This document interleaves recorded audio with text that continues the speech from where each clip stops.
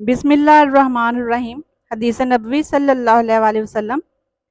नबी सल्लल्लाहु अलैहि वसल्लम ने फरमाया, मुझे 5 चीज़ें ऐसी दी गई हैं जो मुझसे पहले किसी को नहीं दी गई थीं।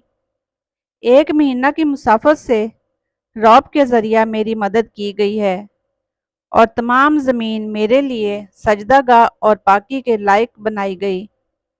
बस मेरी उम्मत का जो इंसान नमाज के वक़्त को जहाँ भी पाले उसे वहाँ ही नमाज अदा कर लेनी चाहिए और मेरे लिए गनीमत का माल हलाल किया गया है।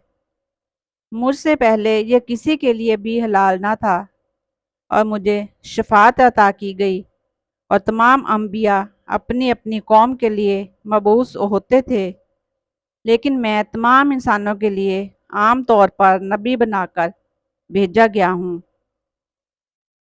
रसूल करीम सल्लल्लाहु अलैहि वसल्लम ने फरमाया, जब मोमिनों को दोज़ख से निजात मिल जाएगी तो उन्हें एक पुल पर जो जन्नत और दोज़ख के दरमियान होगा रोक लिया जाएगा और वहीं उनके मज़ालम का बदला दे दिया जाएगा जो वो दुनिया में बाहम करते थे।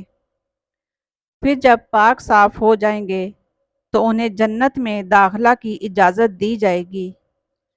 उस ज़ात की कसम जिसके हाथ में मोहम्मद सल्लल्लाहु अलैहि वसल्लम की जान है, इनमें से हर शख्स अपने जन्नत के घर को अपने दुनिया के घर से भी ज़्यादा बेहतर तौर पर पहचानेगा।